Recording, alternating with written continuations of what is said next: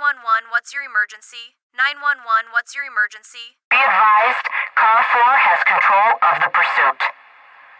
Proceed with caution.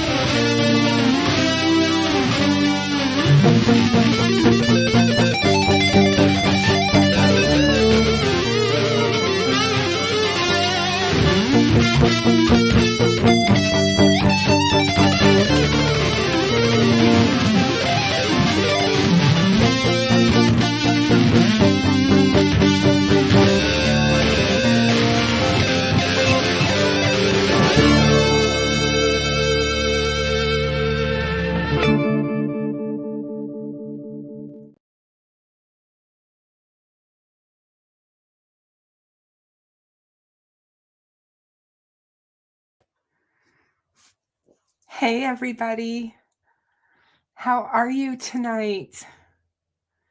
It's good to see all of you. I have missed you. It's been a bit. But yes, there has been an enormous amount of stuff happening in the Delphi murders case.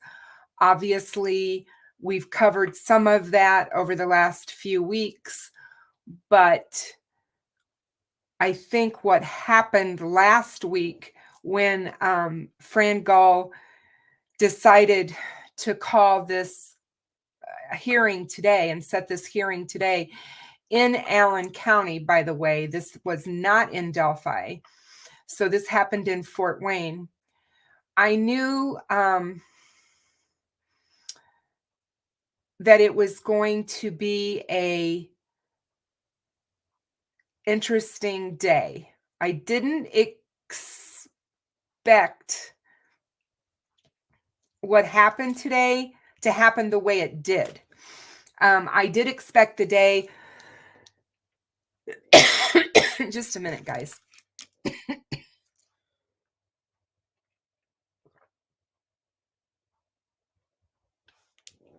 I am so dry.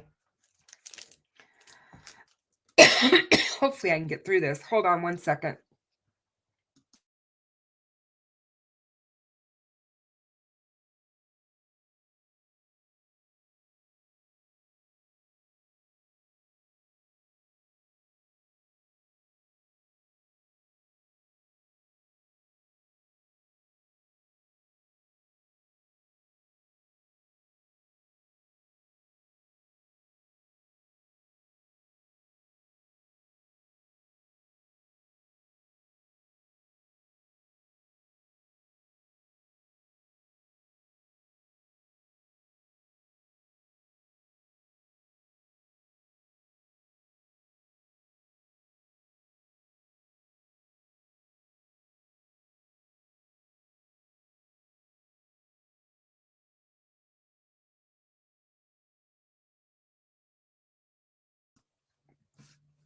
Okay, I think I'm all right. Yes, Deborah, I am going to be bringing Flora bracelets with me on Saturday. And I'm sorry that you won't be able to be there. If you email me your information, I will try and get one sent to you. Or if there's somebody that's going to be at the walk that I could give one to give to you, that would be great. So yeah, it's been crazy. So last week, Fran Gall scheduled a special hearing for today in Fort Wayne in her own home court. And she said that it was going to be to handle motions and to address some things that had recently happened. When we all heard that, many of us assumed that this was going to be a come to Jesus meeting for the defense counsel. As everyone is aware, they inadvertently, the last month and a half, have been trying their case in the court of public opinion. And that is unethical for them to do, especially when Fran Gall issued a gag order in this case back in the spring after the defense had leaked information back then. She admonished them in open court. Hey, Captain, how are you? So good to have you with us. I'm so happy you're here. And it's good to see you. I hope you're well. She admonished them in open court, and basically that's when she put the gag order on the case, along with all of the family members, the prosecution, the defense, anybody that is part of the court, anybody that was law enforcement, anybody. They were not supposed to talk about this case openly anywhere. Well, to get around the gag order, Richard Allen's defense team decided that they could just start doing some of this crazy stuff.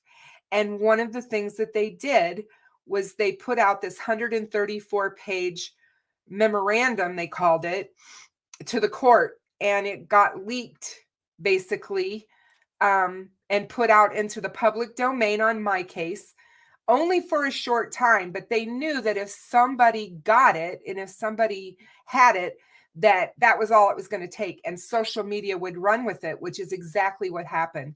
Hey, Frank Meister, how are you? So good to see you.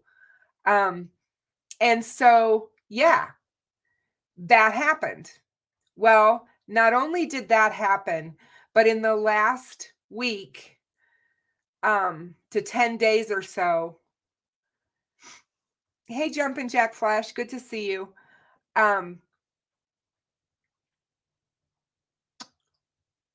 More was leaked. In fact, the worst leak ever that could have happened in the case, in my opinion, the crime scene photos were leaked. And according to everything and my sources that I know, that have been working diligently on this case behind the scenes for a very long time, they stated that the person who did the leaking of these photos worked for Andrew Baldwin, which is one of Richard Allen's defense attorneys. And this person worked for him from 2015 to 2019. During that time, they became very close and good friends. And so, in my opinion, they can say, I mean, I've heard all different kinds of things of how these images were obtained, where they got them from, and all of this. But in the scheme of things, it really doesn't matter. What matters is that the defense team did not secure the discovery. They did not secure it to where it couldn't be leaked. So this person leaked it. One of the people that disseminated those photos committed suicide last week. I am not making this up, you guys. This is actually what has transpired. So not only do we have broken families from Abby and Libby, but we now have another family that's been destroyed because of reckless disregard, not only for justice, but for also the families and what they may be feeling regarding these photos being sent around all over social media. Now, we can't say for sure that this person that did commit suicide committed it because of the case, but I have to believe that they were not ready to face the backlash of what was coming. Not to mention the people that are going to be in very big trouble for this with the police. The state of Indiana is investigating all of this. So it's truly tragic in so many ways, you guys. So many ways. This case was due to start trial on January 8th, 2024. We are talking in just over 10 weeks. 10 weeks we were close to trial. Now, today, everybody shows up in court, and Frank Meister was there in court today. He drove the 3 hours to get to Fort Wayne to be there, and he was there. And a few other podcasters and content creators were there as well. But anyway, they're all going for this hearing, and they're waiting to see what Frangal is going to do to the defense regarding all of this stuff. The 134-page document that brought up the Odinism and the cult and named all 5 of these innocent people who have never been charged by law enforcement. Okay? I mean, seriously, you guys, this is just ridiculous what has happened. They've named all these people in this document, and we were all waiting to find out what she was going to do. I've listened all day long. I was busy. I was out. I was doing things. I decided I wasn't going live during the whole matter while it was all over the airwaves. You guys know me. I just don't like to do that. I thought I'll just go ahead and go live tonight like I always do, and we can discuss it then. But I was listening in between working out and some of the other stuff that I had to do today. I was listening, and I heard on Law and Crime Network, they were talking about this, and they were saying that there were 2 things that were going to transpire today. Either she was going to kick Baldwin and Rosie off the case and remove them herself, Judge Gull, or she was going to sanction them.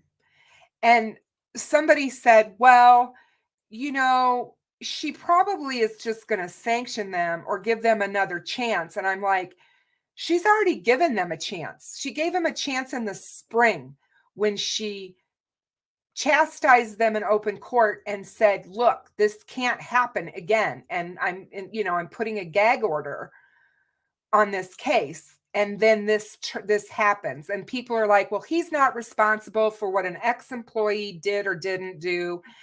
And I'm like, yes, he is. He is responsible for keeping the discovery that the state has given him and shown him under lock and key so that people can't do this. This is what is so important for all of us to understand. This doesn't help the defense. This doesn't help Richard Allen. This doesn't help anyone when a case is being tried in the public and in public opinion. That's not what's supposed to happen. It's supposed to happen before a jury of your peers.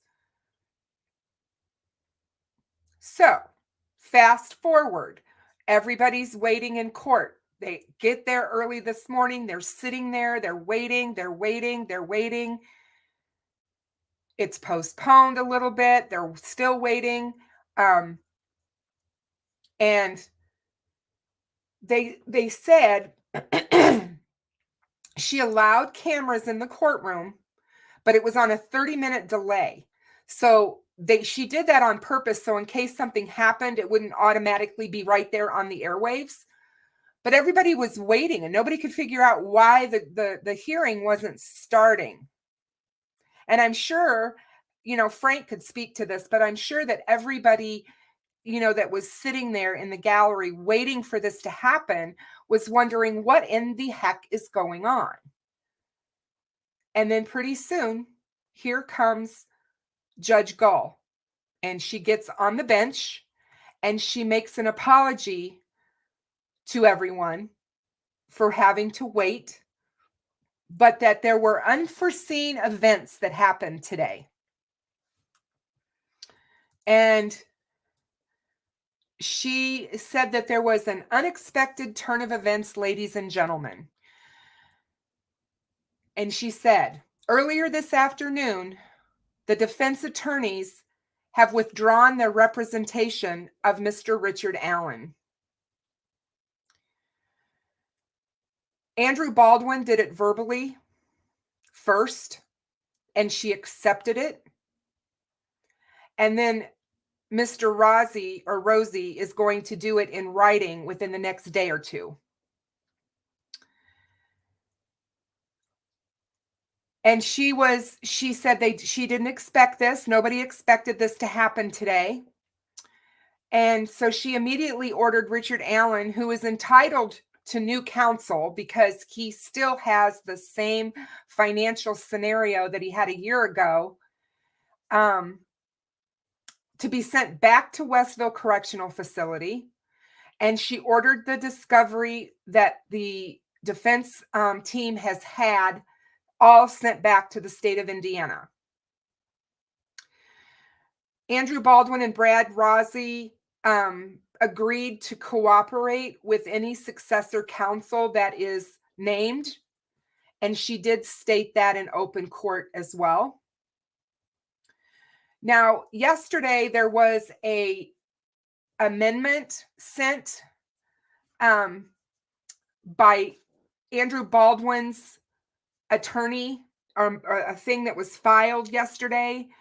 And he told Fox News today that the attorneys did not quit the case, but withdrew under coercive circumstances.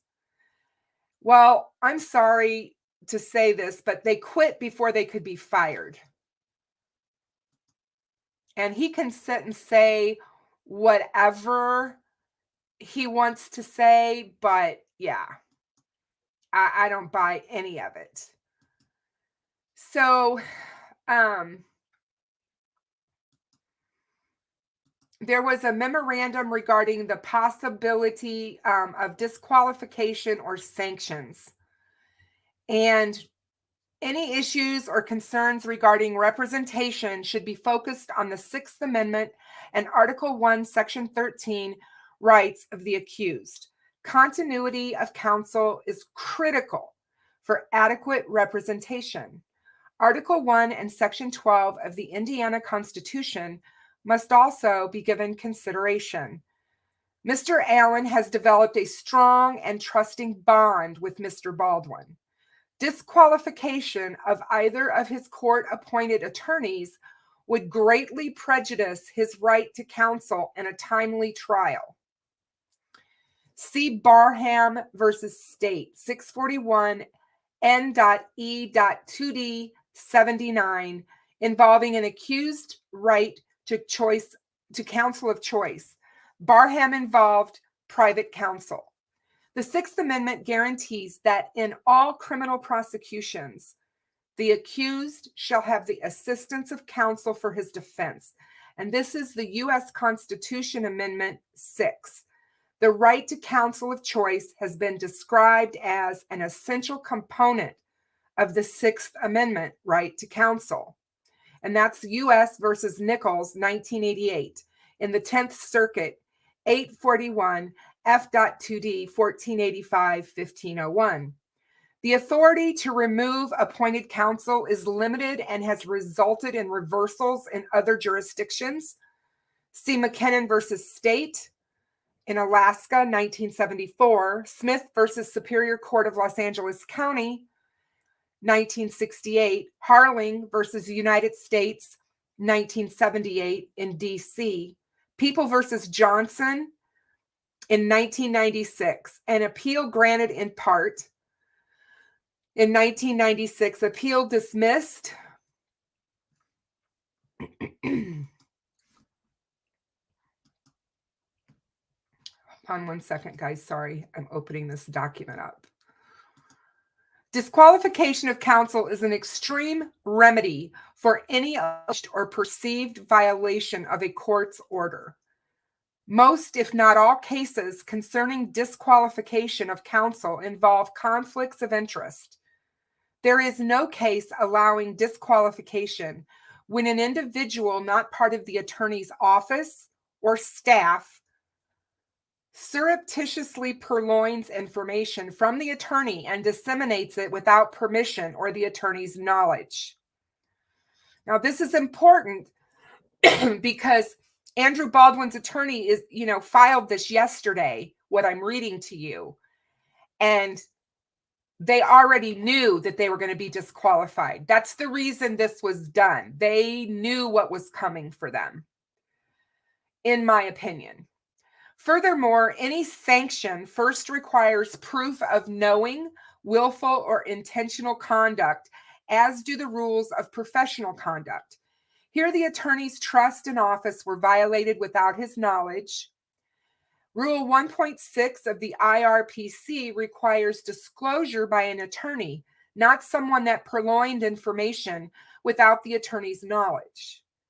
Commentary 16 to that rule states a lawyer must act competently to safeguard information relating to the representation of a client against inadvertent or unauthorized disclosure by the lawyer or other persons who are participating.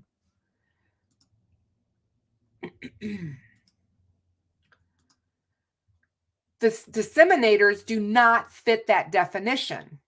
Attorney Baldwin did nothing wrong. He was snookered and abused. See Hannah versus State, Indianapolis, 1999, which reversed the conviction because the trial court erroneously disqualified counsel when the accused had waived any perceived conflict.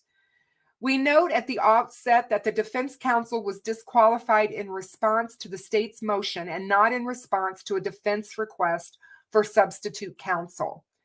Where it is the government which moves to disqualify defense counsel, the burden is on the government to show that any infringement on the defendant's choice of counsel is justified. United States versus Diazzi in 1986, the First Circuit. Diazzi cited Flanagan versus the United States in 1984 for the proposition that the Sixth Amendment right to counsel of choice reflects a constitutional protection of the defendant's free choice independent of the concern for the objective fairness of the proceedings. The trial court reconsidered its earlier ruling and granted a continuance. While it denied the defense attorney's request to withdraw, it sua sponte removed them from the case because of the insulting and absolutely improper remarks about the court in their motion to reconsider R at 80. The court appointed 2 new attorneys to represent Jones and ordered that the removed attorneys turn over their case files to new counsel by April 13th. The trial court also referred the motion to reconsider to the disciplinary commission. State X. Rel. Jones versus Knox Superior Court, Indiana, 2000. The Knox court also stated that this court is generally of the view that a trial court is limited in its authority to remove a criminal defendant's court-appointed counsel. However, the court finds it unnecessary to explicate the parameters of that authority here. This is because Carnahan and Dillon are permanently requested that they be allowed to withdraw as Jones counsel if the relief they sought was not provided. R at 43. The state X. Rel. Jones versus Knox Superior Court, Indiana, 2000.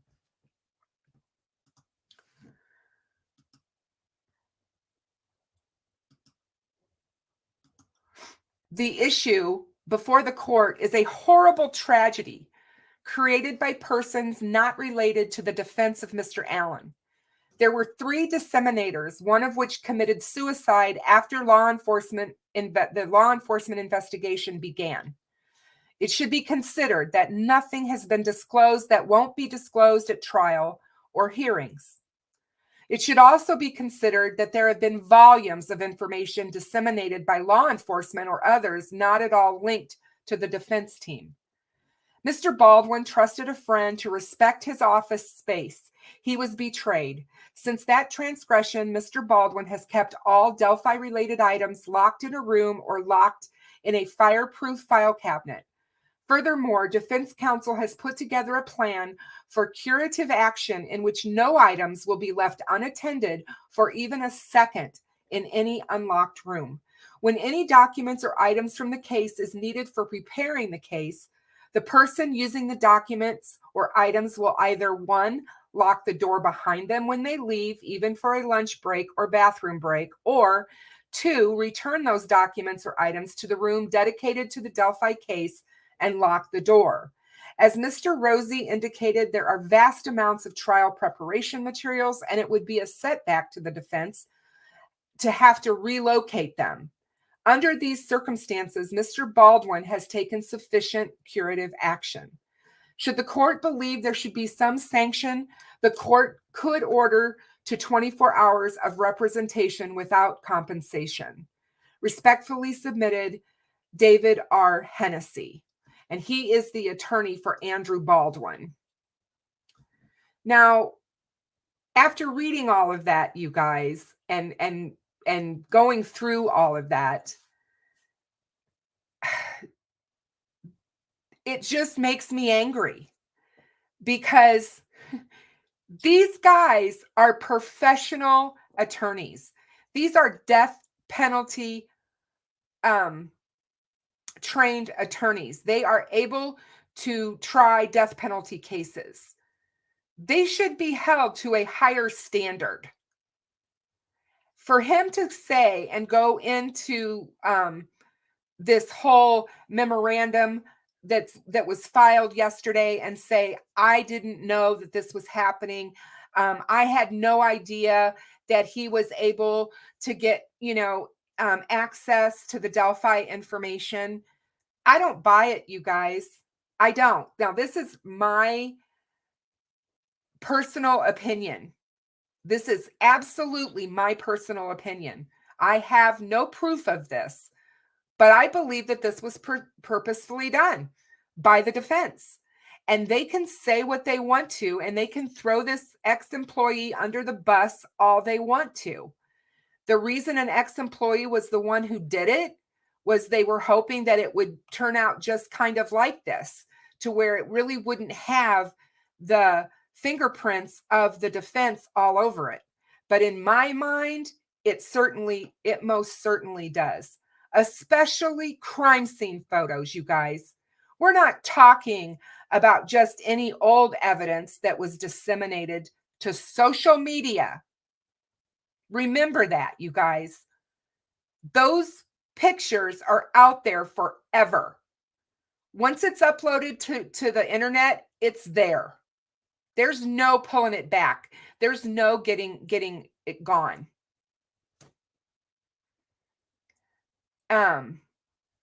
They didn't have a leg to stand on in this case, for what they did. And they knew it. And that's why, in my opinion, they both withdrew themselves today from the case. Because I know that they felt like we are in trouble. And if they get sanctioned over this, it could absolutely hurt their their private practices. These guys are public defenders, but they also are private practicing attorneys, because in Indiana, that's what happens. They don't have just this pool of public defenders. They actually use private attorneys that agree to be part of the public defender program.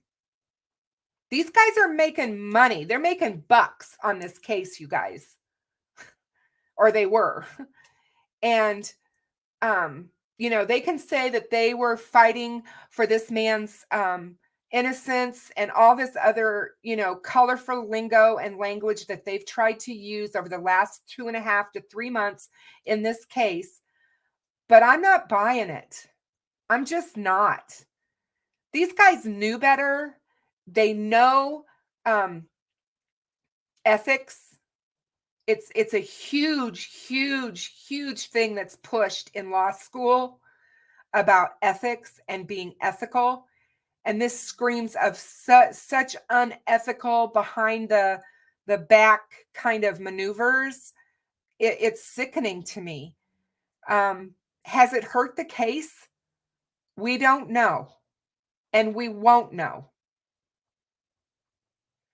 Yeah, Frank says they made $161,000 on this case so far, and that's in a year. And that's one case, you guys, one case. And what's so sad is just what Stephanie said. Justice for Abby and Libby. What the heck is going on here? I as I was sitting here preparing for this show tonight, I was thinking to myself, it's surreal. I have to pinch myself to remind myself that this crap's really happening. There has been so many things that have gone on with this case in the last nearly 7 years come February, that it's just remarkable to me. You can't make this stuff up. And on one hand, we've got podcasters, and everybody knows who I'm talking about. I'm not mentioning their name because I don't mention them on my channel, but we all know who they are. They're making the rounds. They're on everybody's talk shows and everything. And they're trying to take credit for being the ones that did all this and found all this stuff out. And they're not, guys. There are other people that are behind the scenes on this case that are working diligently trying to stop the leak and absolutely plug it. And it wasn't the murder sheet. I said their name anyway. So I'm calling them out. I'm sick and tired of them going on social media, as well as everybody's talk show imaginable, talking about being experts on this case. I'm sick of it. Experts, my butt. But anyway, so here we are tonight, and we've got two families that have been on a roller coaster of emotion, up and down, up and down, up and down. And today, this is not what they wanted to hear. And what I mean by that is that it's delayed.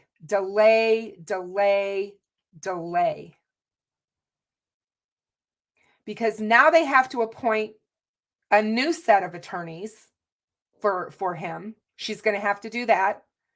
Once they get appointed, then they have to be given all of the discovery you guys. And we know how long that took. And they'll have to do their own investigation because this defense team, Baldwin and Rosie, they don't have to turn over the work that they did on the case.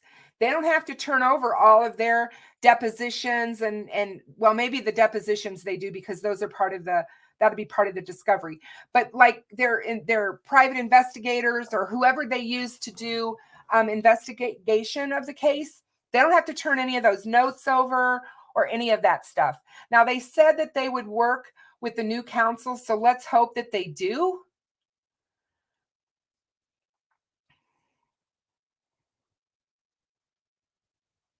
And,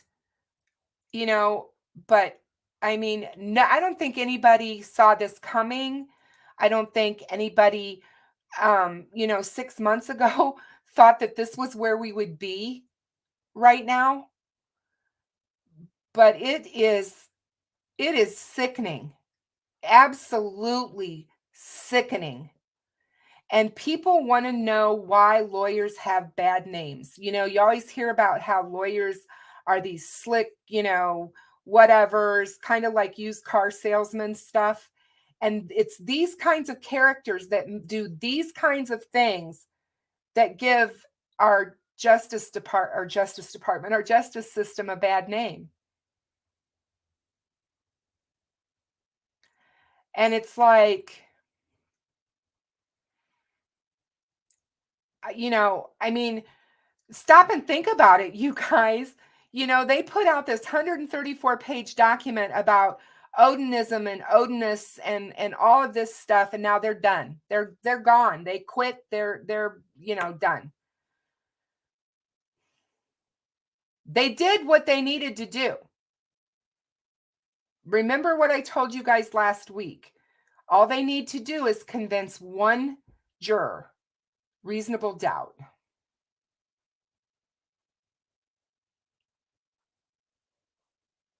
And in my opinion, they shouldn't make a damn dime, but that's just me.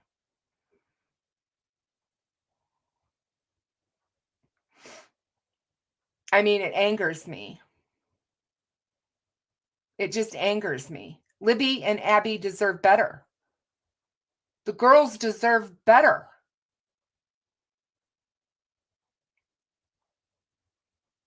Will we see justice in this case? I'm not so sure anymore, you guys. I'm not giving up. I know that. I still have faith. But it really makes me wonder.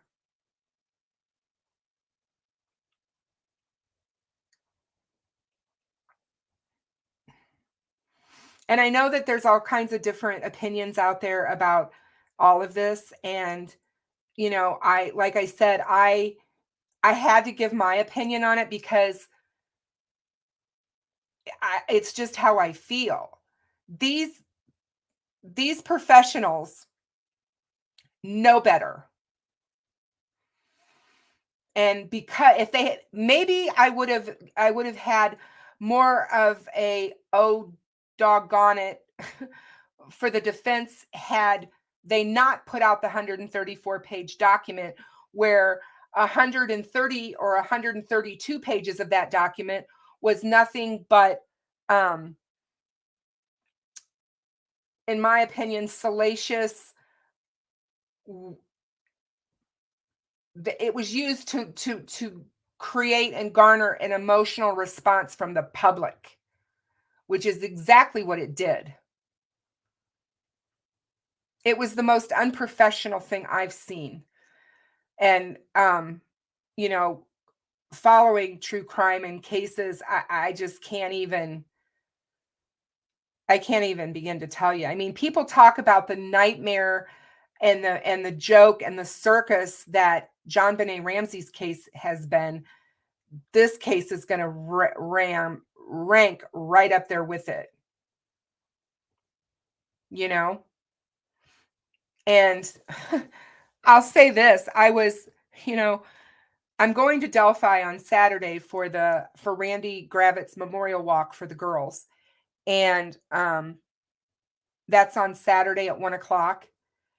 I think we're meeting at the bridge at 12:30 for those who don't know about it. But yeah, that's what's happening. And I will be there. And it's going to be an emotionally charged event. And I think it's going to be even more so now, knowing what we know, because now we don't know where we're at with the case. It's kind of like the case is in limbo. He has no representation right now, so nothing can happen. Nothing can happen in the case until he gets representation. And, you know, here we are coming into, it's almost been a year since he was arrested. And, you know, you would have thought by now we would have been closer to trial. I don't even think we'll see one next year at this point.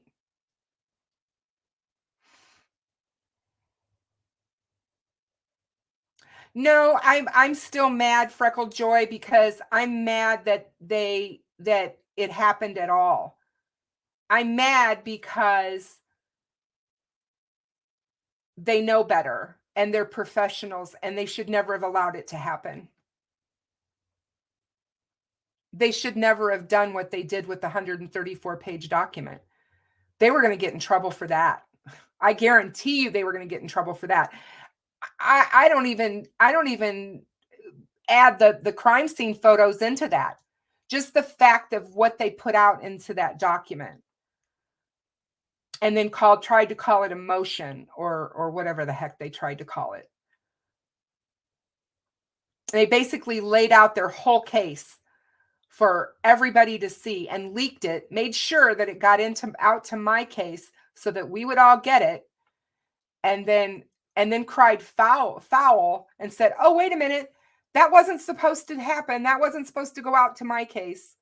I'm so sick of hearing that. It's just, oh, no kidding. I still say, in my humble opinion, there are some YouTubers that were helping the defense team that I know of myself.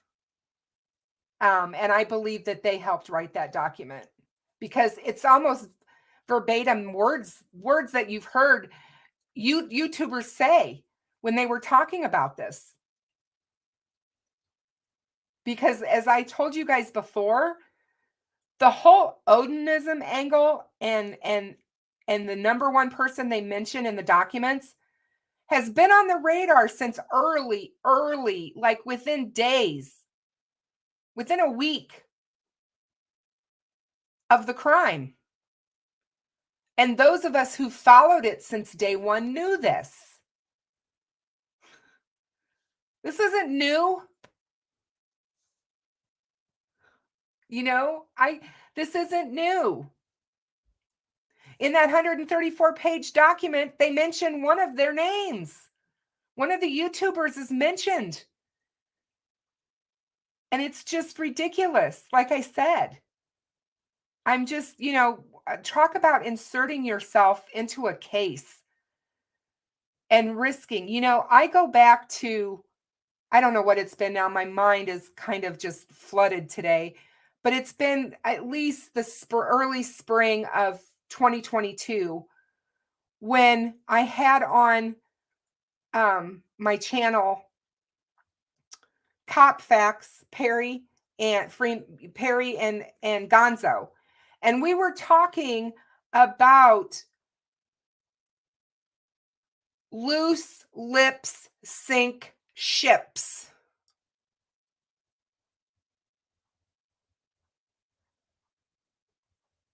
And it's exactly what happens. And they put that document out there because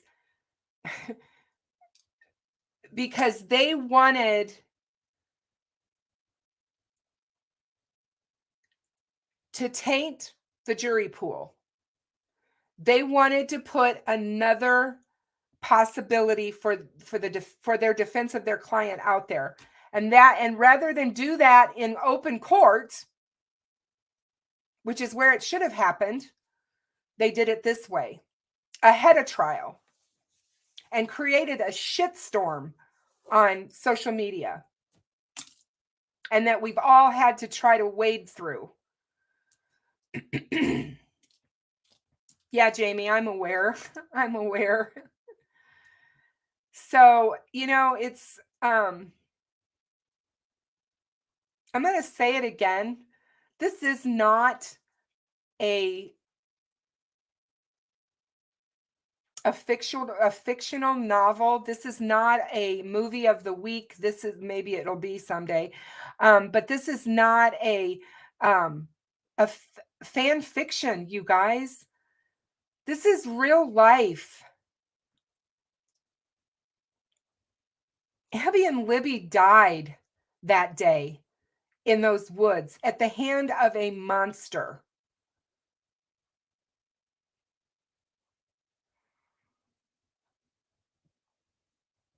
And they deserve better.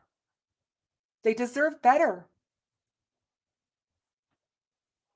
Becky and Mike and Kelsey and Tara, all of them deserve better.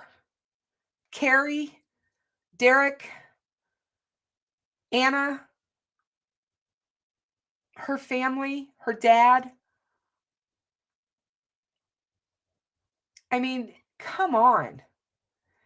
Put yourself in their shoes, and how would you feel if it was your children and this is what you were dealing with and going through,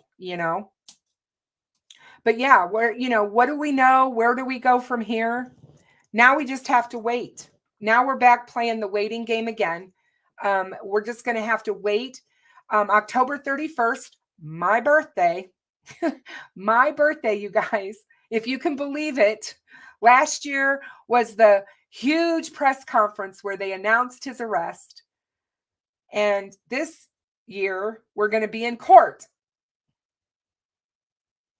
again. So hopefully, I know that Nick McClelland said today that he has motions that he wants to, and some issues he wants to address on the 31st. Don't know what those are going to be. But let's hope that by then, what is that? 12 days from now? Let's hope that she has attorneys appointed by then.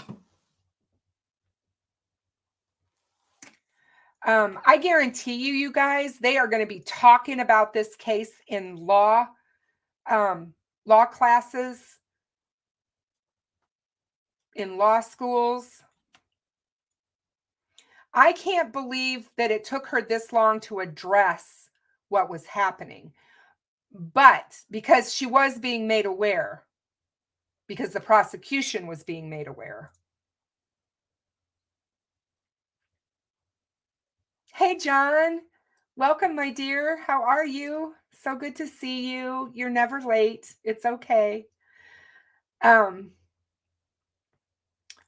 But I mean, what's the status hearing? The status hearing is going to be, we're in limbo until he gets new attorneys appointed. Because nothing can happen until that happens.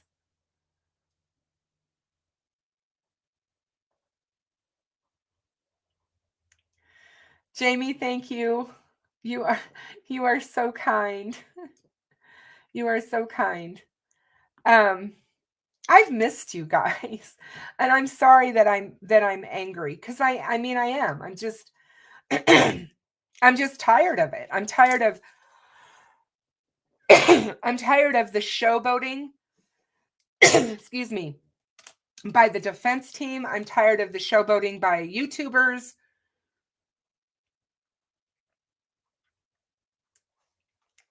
By podcasters. And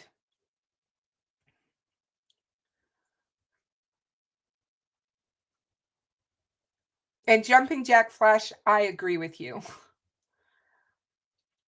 It isn't a game.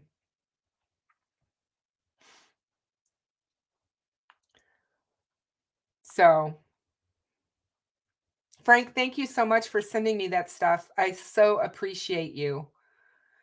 I appreciate Frank, you guys.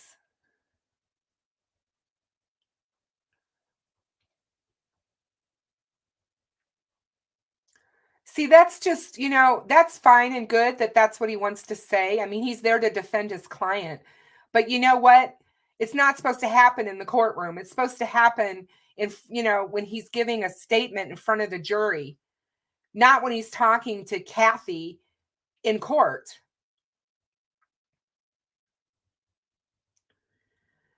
Oh, Lisa, you're funny. I was going to show you guys tonight. So this is one of my, I can't see it very well. I'm trying to.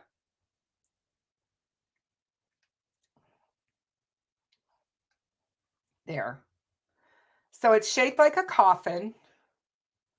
There is, you can kind of see there's a rose, a red rose, and it's got a skeleton hand coming up out of the rose and a pumpkin. But this is one of my this is one of my jumping spiders. And I just fed them earlier today. And yeah, so that's one of them. And it's so funny because I'll show you this other one. This is Wednesday. She's the first one that I had. And this is Wednesday's enclosure. And it is also a coffin. I'm a Halloween girl, so what can I say? But she has a little hide up here that she gets into. And she's right now, I don't know if you guys can see her or not. I'll see if I can get her up there. But there she is on the hand of do you guys see her? She's on the skeleton hand. And that's Wednesday. Now she's the one who has given me since I've had her, which I got her, she came in my house, I want to say the end of May. And she's had 2 egg sacs for me since. Because the thing you don't realize about jumping spiders or spiders is that they only have to breed once, and then they can have multiple and multiple and multiple and multiple egg sacs from that one breeding. So anyway.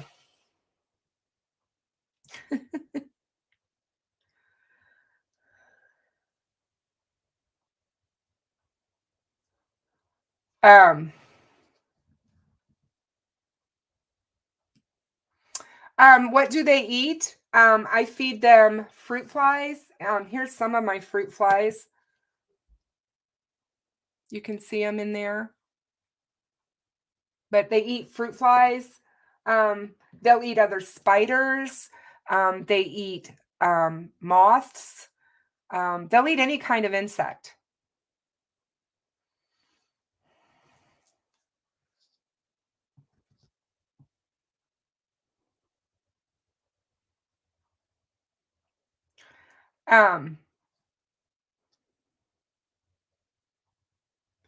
It's going to be really interesting to see, you guys, what Andrew Baldwin and what Brad Rosie have to say if they talk to the press at all. I bet you they don't talk to I bet they don't talk to the press. I'll be surprised because they could still end up sanctioned over this.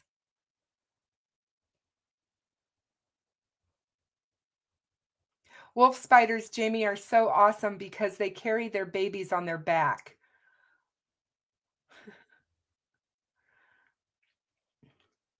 I'll have to do a jumping spider show for you guys and talk about my diamond paintings, I guess. And we'll just have a chill, kind of down to earth kind of day, or kind of live, to take some of the heavy away from, because we all need that, especially after days like today. I can't even imagine, like I said, I did briefly speak with Becky this afternoon. I let her know like about an hour after court ended that I was thinking about her, and she thanked me for that. You know, she she's going away this weekend. They're going out of town. They're not going to be here for the memorial walk. I was saddened by that because I was so looking forward to getting to meet her in person. But I totally now think that it's great that they're leaving.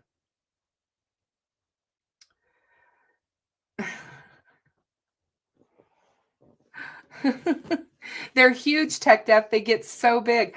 I remember I almost stepped on a mama with babies on her back in my garage once. Scared me to death because when I stamped my foot down, she was right there. The babies scattered off of her back. It scared me to death.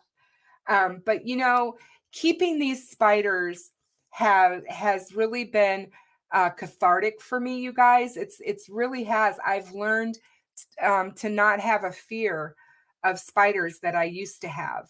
I found out that spiders are not our enemy and they're not evil. They're good. They do massively good things, especially these jumping spiders, because they eat such bad nuisance kind of insects. So I think that is a good thing. So, but we always fear what we don't know or don't understand. And that's just human nature. But yeah, I don't look for them, Gail, to talk to the press either. I think that would be good for them because they have the chance to get into big trouble with the bar over what has happened in this case, especially since this case is so high profile. These kinds of cases can make or break attorneys.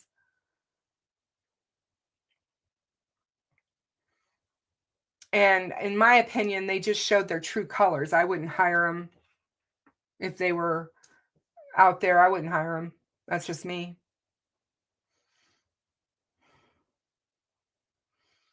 That's awesome, Miracle Hearts. Same. Yeah, yeah. I was born on Halloween for a reason. I told you guys a long time ago I'm a real witch. But nobody believed me. I think Tech Death knows. He knows I'm a witch. Maybe Frank's learning that I am. He'll know more when I get to meet him on Saturday. I'm looking forward to that. I'm looking forward to meeting everybody that's going to be there and all the people that have followed me for so long. I think that's kind of cool, actually. Thank you, CJK. I certainly appreciate that. I'm so glad to see you whenever you're in my chat. I'm so glad to have you here. And, I try to be professional. I try to keep it factual. I'm not always good at that, you guys. I make mistakes too. I am not perfect, but by far I am not perfect. But I firmly believe that we can't lose sight of what's important here. And we can't lose the compassion. Yes, she was in court. CJK, she was in court today. So yeah, she knows. She knows.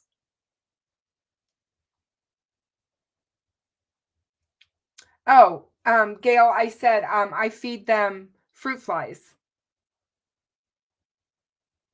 I feed them fruit flies. And I love watching them hunt because they're really cool. They jump. It's so cool. Hey, Sleuth, how are you? Good to see you, my friend. I think so too. I said to Fig earlier today, I said, sad that this had to happen, but I'm glad that they're off the case. I am glad. And maybe this crazy shit show we've been seeing will go away. and we'll get back to let's try this case in court. Let's hope. But it does worry me. I hope you're well, Sleuth. I caught one of your lives the other day. I was lurking. I always like lurking on your channel. No, because he waived his right to a speedy trial, Nana Anna. So, nope. And there's nothing they can do about it. You know, she did accept them, pulling themselves, quitting, whatever you want to call it. But I'm sure that Richard Allen was blown away when they quit. But Lord knows. I mean, we don't know. He may not even know that the crime scene photos were disseminated. He may not know that.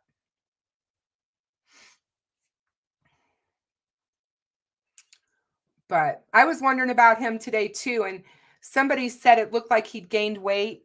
I did hear that.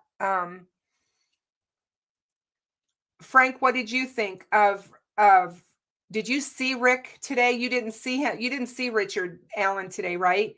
He never was in court, right?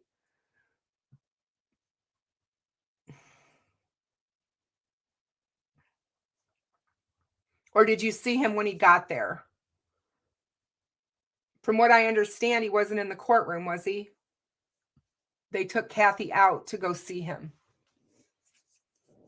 When all this, whatever.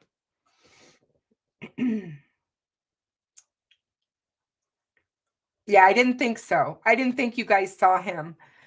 But I did hear somebody, I think it was WTHR, maybe it was Fox 59, say that he looked, when they saw him arrive, so when they brought him to the courthouse, they said it looked like he had gained weight.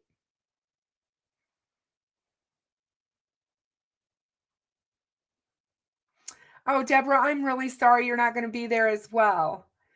I appreciate all of you who have followed me since I started this channel.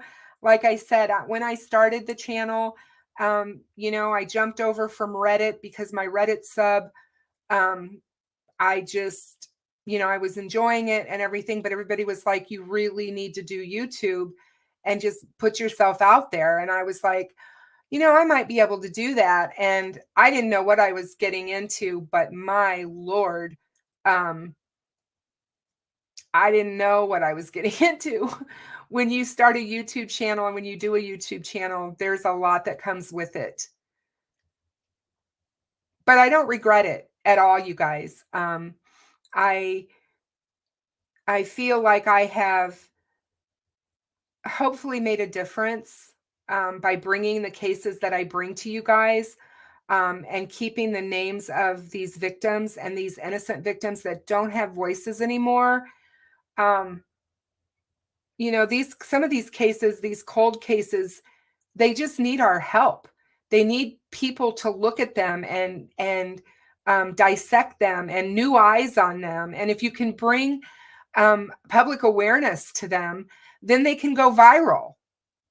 And when a case goes viral, it gets attention. I mean, look at what happened in Gilgo Beach with the Long Island serial killer. Look at that case.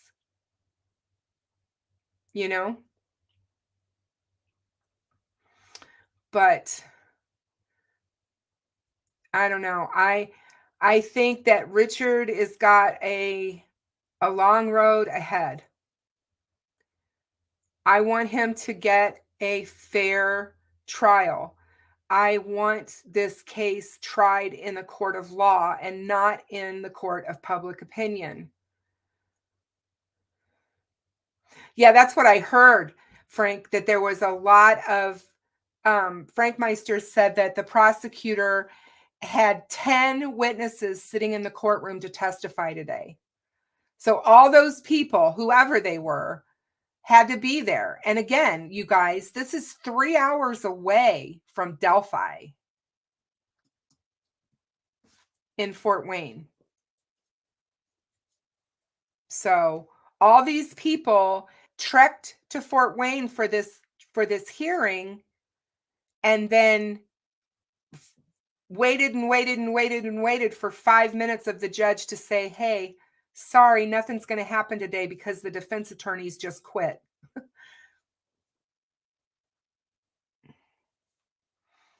Yes, Gail, that's what the U.S. Constitution affords each and every one of us.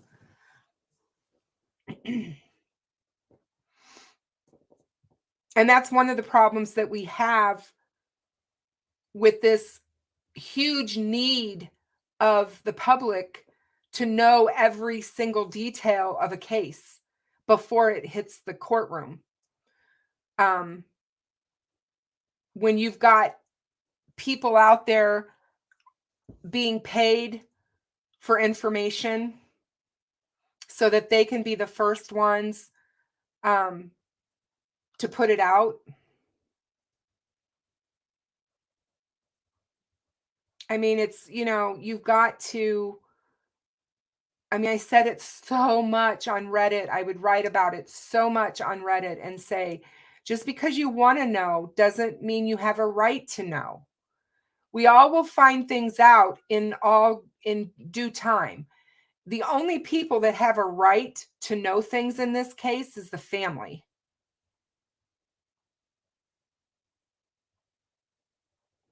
Oh, I'm sure, Frank. I'm sure that a lot of them were, yeah, if not all. Because again, they threw Tony Liggett under the bus.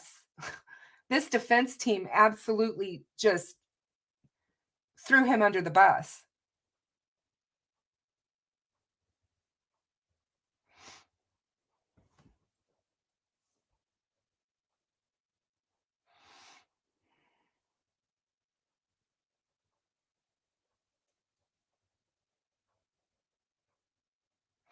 Well, when they were in court after it came out and that he had confessed, so that was the last court date in June, CJK, it was brought up in that court, at that court appearance, that he had not spoken with his family since April 3rd, when he admitted to them to committing the crimes. Yes, I did hear what's going on in the Long Island case. And that doesn't surprise me because I feel that he's responsible for others. And I'm hoping beyond hope that they find out what happened to Shannon Gilbert. And, yes, Stephanie, Kathy, you have to remember that these two people, were high school sweethearts, and that's not something that just changes overnight. That's not something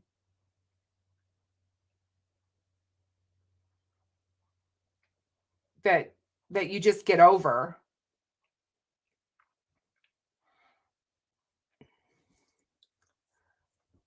But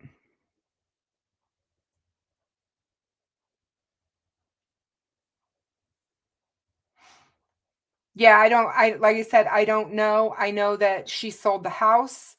Beyond that, I have no idea what their relationship is. I just know that back in June, he was not talking to his family.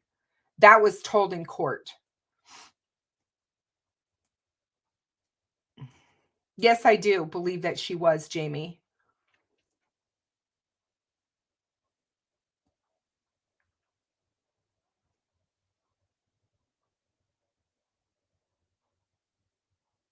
Oh, cool. I'm assuming, Frank, that Liggett was there. Yes, Sleuth, you're right. It should be. If she has filed for divorce, it should be on my case. I haven't even looked that up to see if there is anything there, but yeah.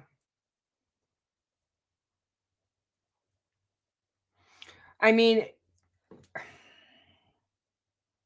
what I thought was interesting too is back when they talked about him confessing to her over the phone, they said he confessed numerous times to her in that conversation. But then they said as soon as he told them that she hung up the phone or ended the conversation. How can you do that? The first time he confessed, how do you confess multiple times in one phone conversation when somebody ends the call abruptly after hearing the confession? So, yeah, I don't know.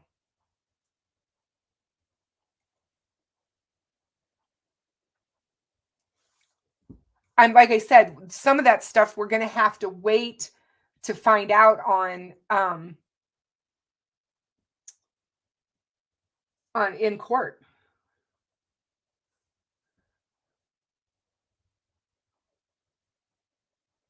Yeah, she was listed as a state's witness back in February. I know that to be true as well, Frank.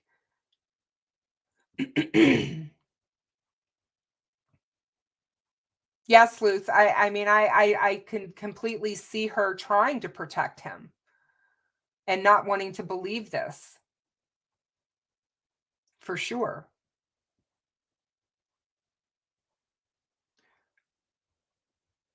I mean, that's to me not something that you just automatically believe.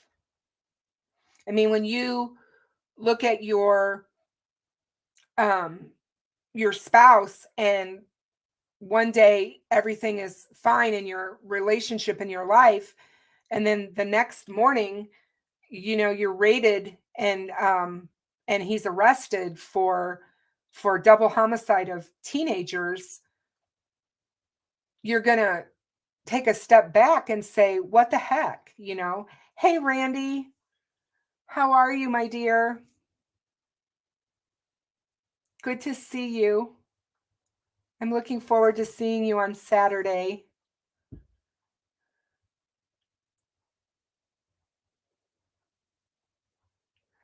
Yeah, I saw that interview, CJK, with Rex's wife.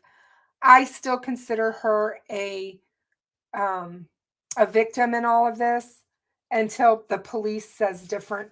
Until the police say different.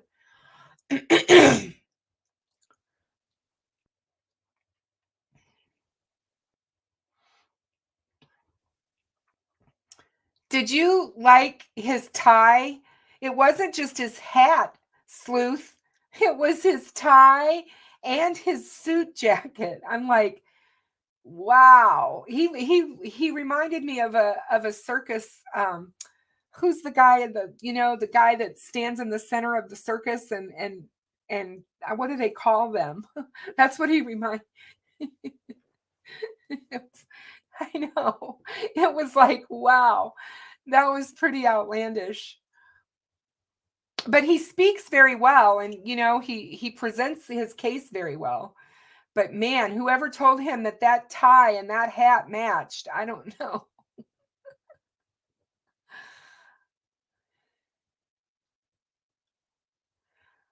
Oh, I'm sure, Frank. I am sure. She's devastated. I'm sure she's devastated. And I can't imagine. Matt, thank you. Master of ceremony. That's what he reminded me of. A ringmaster or master of ceremonies. Thanks, John. You always come to my rescue. But yeah, she has every right to feel like her world has completely collapsed around her.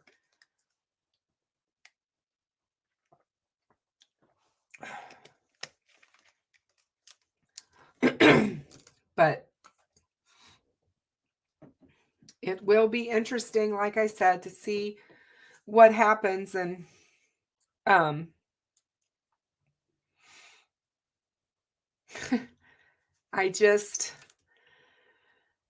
don't know. I think you would be hurt and confused and not know what to think. And you would want to believe them, and you would want to believe and champion for their innocence. And a lot of times they won't believe what's in front of them, even the evidence or whatever, they just won't. So thanks, Betsy. Yeah, Frank looked it up in my case and said that there had been no divorce filed in Indiana. I'm sure if that had been the case, we would have heard that. That probably would have been out there in the airwaves, because Rex Heuermann's wife did file for divorce. And they were quick to be on that. The news media was quick to tell us that. So, but how are you guys all feeling about all of this today? What do you guys think? Guys, leave me a comment and let me know what you guys are thinking. Yeah, Sleuth, that's me. Imagine thinking, all of those conversations that were had about this case, all the conversations that they could have had and must have had over this case, and then have him confess to it to you. It's chilling. It is very chilling. I think there's reasons for that, CJK.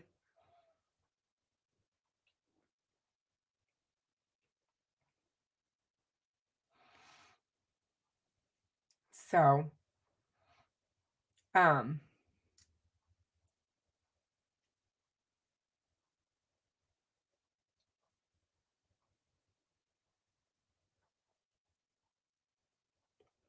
who was talking last night together to figure out what they want to do from the court hearing today, Randy?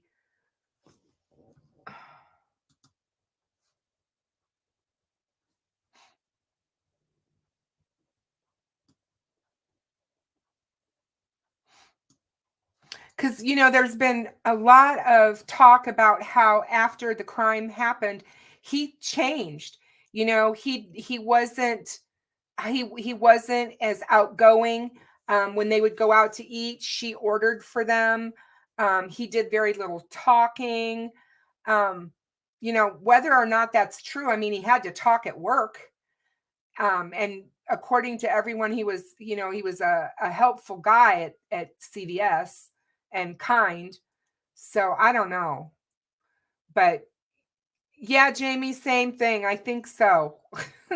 I took a mental health break this past summer and early fall.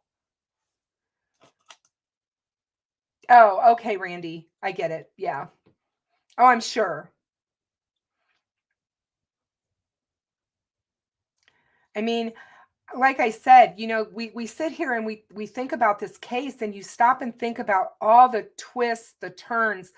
I mean, at this point in time, Doug Carter talked about tentacles and all this other stuff, and all I'm thinking is I'm thinking of huge potholes. And I mean, serious potholes is what I'm thinking of.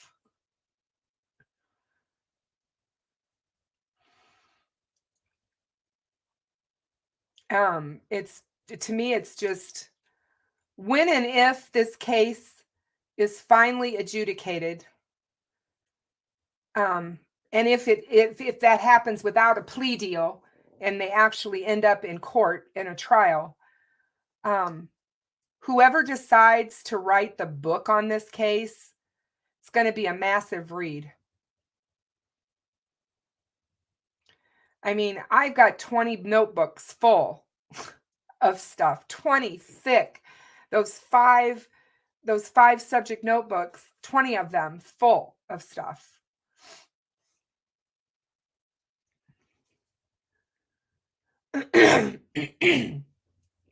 Well, Sleuth, I said today that he and the friend are probably not friends anymore, because this could really cause him a lot of headache.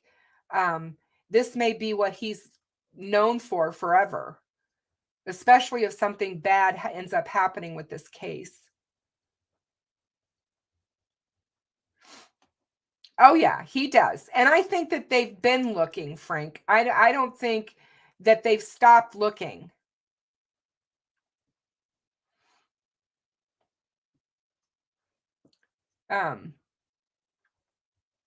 I think he's probably it would be interesting to know if Nick was feeling confident and ready to go on January 8th, or if he was, really still needing more time.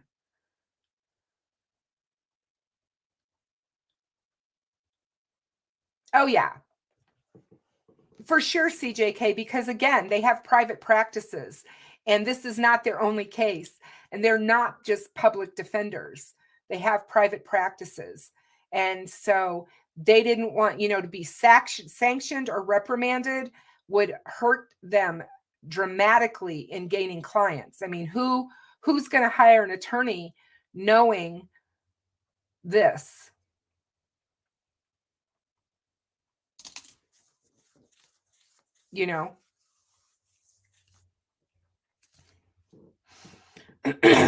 So I don't know, but like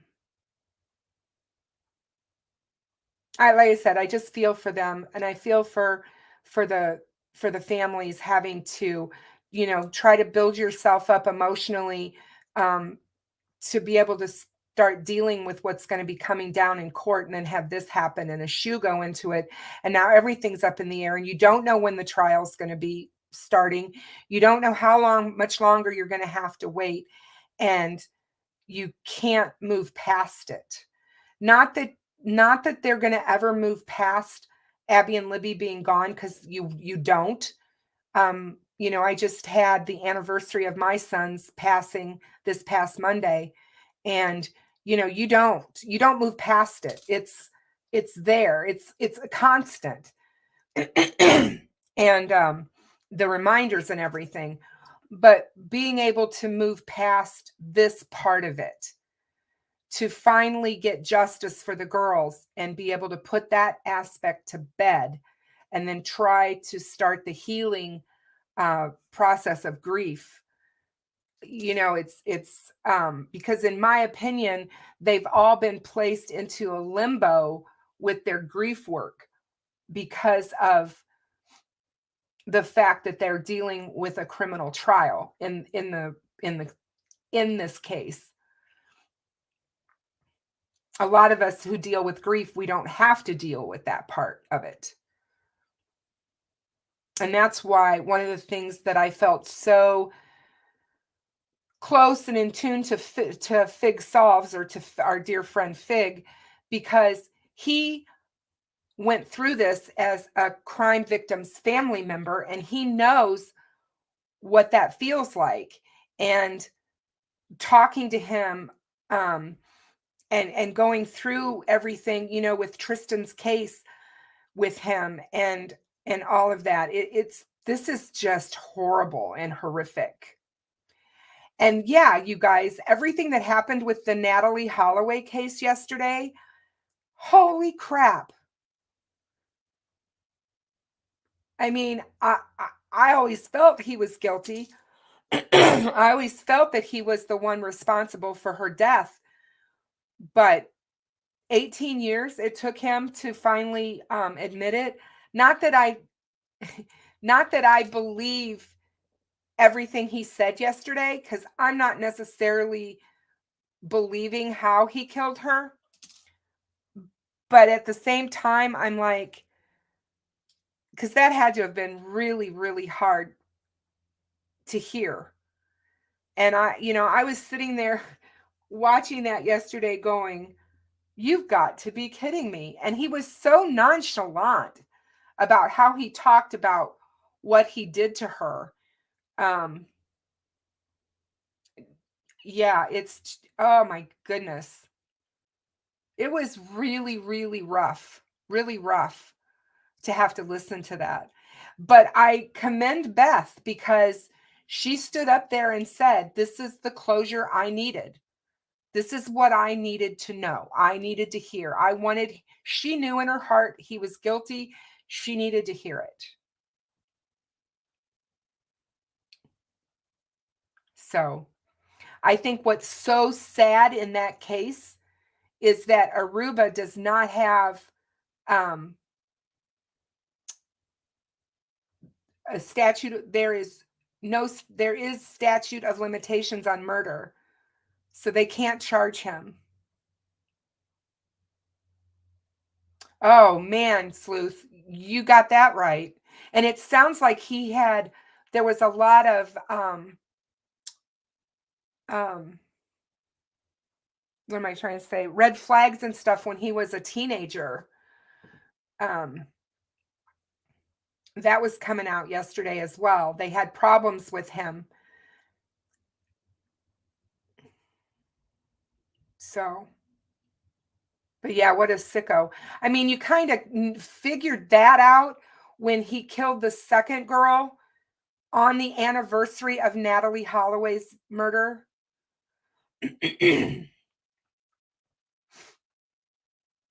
So, yeah.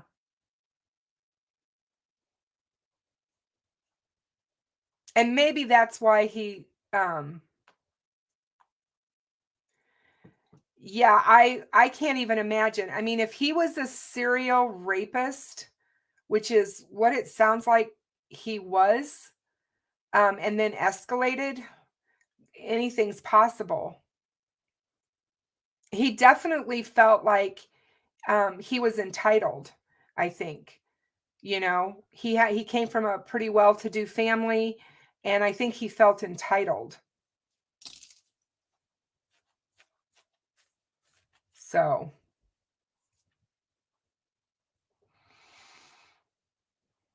but yeah. And Carrie was in court today. Frank Meister saw her. So Carrie was in court as well. And my heart goes out to her and Derek. I just can't even imagine to come all that way, you know, because she's down in Kentucky, and to come all that way. It's mind-boggling to me.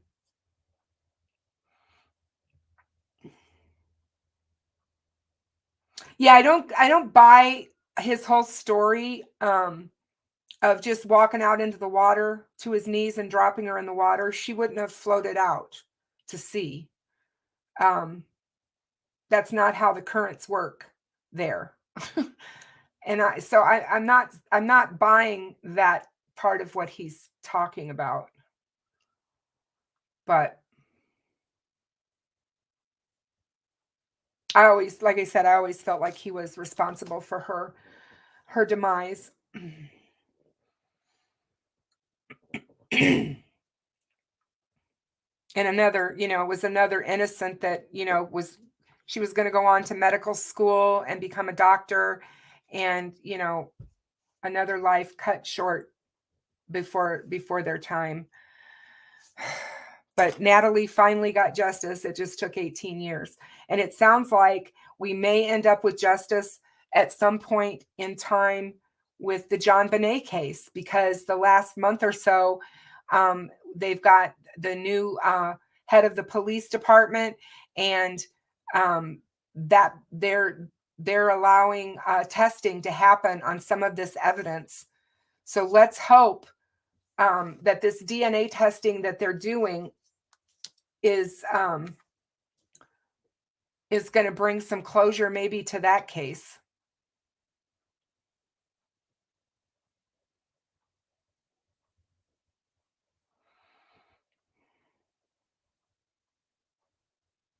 I'm sure that it's just gut-wrenchingly hard to be there and go to these court hearings. I just can't. Like I said, I just can't imagine. Frank, was Kelsey there?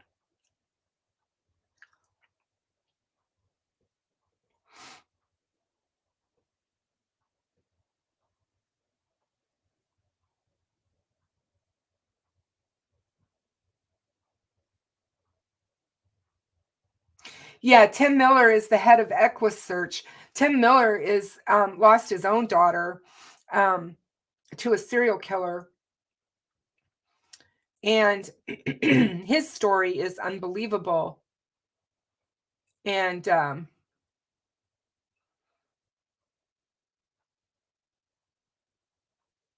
yeah, he went to Aruba 9 times. He spent an entire month there at one time, of one of those times, and searched that place high and low. He said she is not on that island.